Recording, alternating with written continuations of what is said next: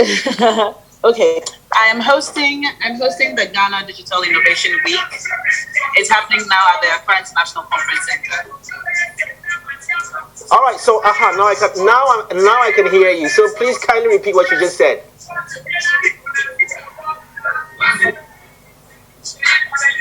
Hello, Jay. Can you hear me? So Can you I'm hear now me? hearing you loud and clear. Kindly tell me Yeah. what are you up to? Where are you Awesome. going to? I'm hosting the Ghana Digital Innovation Week, which begins in exactly 1 hour. So I'm Oh, getting ready. oh wow, yeah, I see you. I see all the So I'm at the makeup. conference center now. Oh, Yeah. okay, okay, that's good. So today we are Yeah. celebrating women just like you, and I mean, just in a very short time, can you just let us understand or have an experience of the Naa Ashorkor story, the making of the Naa Ashorkor till we have today? I know it's a Mm. very long one, but you just try and cut it a bit short for us, and let's experience this.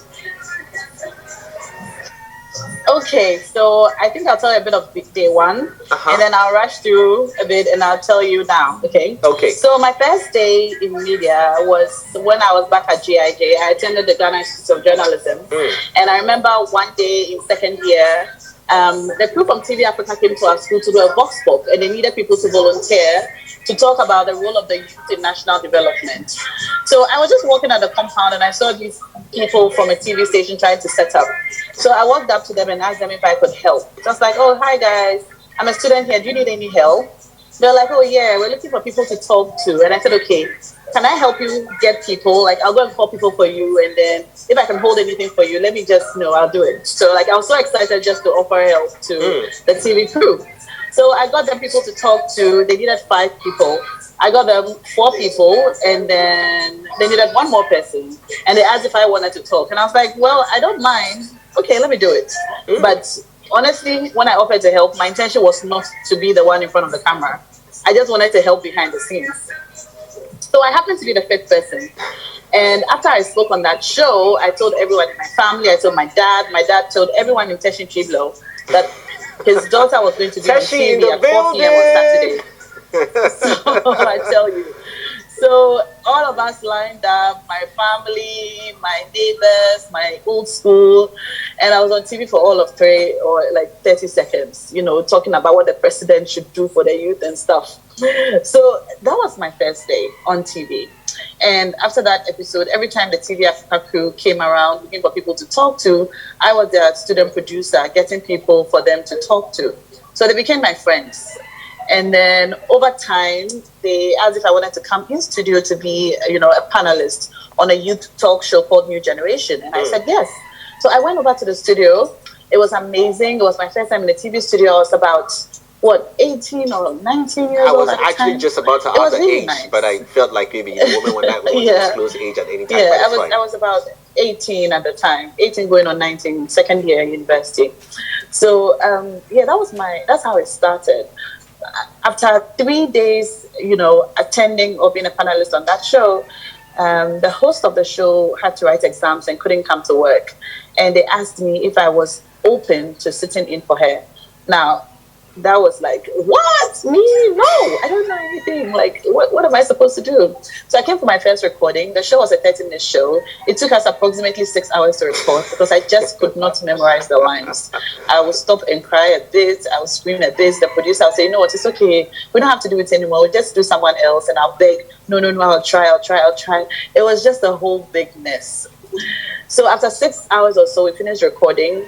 The show was edited and it was on TV. And when I watched it, it did not look anything like the recording. It was amazing. I could not believe that this was the same show that I was on. That was when I realized, you know what, maybe I can do this. Maybe I'm not so bad. So I took the job and sat in for her, even though I felt very uncomfortable about it. When she was done with her exams, they wanted me to stay on as host of the show.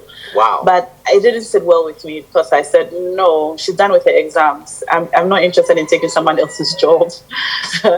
And then the TV station said, okay, then we'll give you your own show. Wow.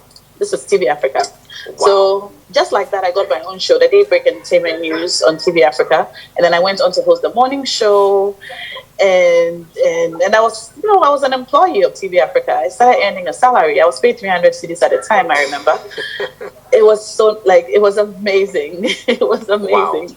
A couple of years on, I was invited by Charterhouse to come host Miss Malaika and Guess Who's Coming for Dinner. At Okay, the so time, hold on. Guess Who Who's in Coming for Dinner was Charterhouse? hosted by Doreen and Who in Charterhouse reached out? So it doesn't sound like the whole building did. So Juno called me. Juno at the time called me, the PRO of Charterhouse, Juno. She called me over for a meeting with Yola Yoade. I was shaking. I remember I was shaking in my shoes. Like I had to go and buy new clothes for that meeting. Like I was so anxious. So I went for the meeting. He was like, "Oh, I see you on TV Africa. I think you're great. Would like you to join our team." So I was offered Guess Who's Coming for Dinner, and then I was offered Miss Malaika, and then, I was there. And then I started getting my own shows, and then came GH1 TV, and then came EIB Network, and then I moved to multimedia, and now I'm at Asasi Radio. Okay, so hold on. I mean, it sounds very exciting when you put it together like that, but what do you think Juno saw in you that, I'm sure at that time there were equally other very competent, popular, female media personalities? What do you think Juno saw in you that made her say, let's give a shot to this girl? Self-praises, please.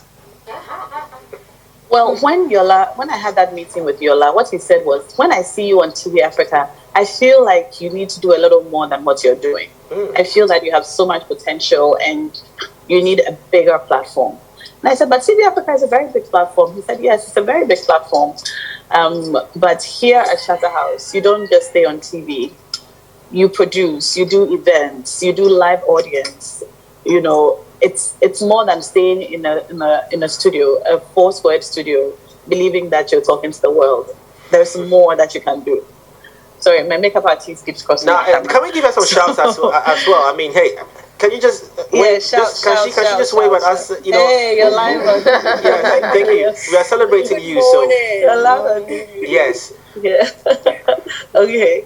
So that's how it started. But what Yola said to me was, when I see you on TV Africa, I feel like you should do a little more than what you're doing, and I'm offering you that opportunity if you say yes to me. Wow. And I said, yay, why not?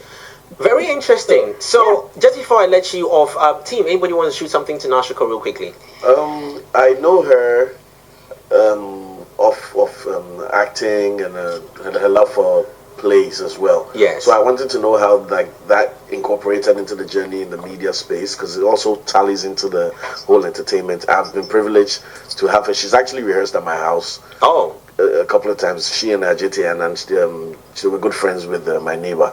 So our porch will be somewhere in the area. I've seen her off cam, off air, and I know her. Like, subscribe, hit the notification button for more videos.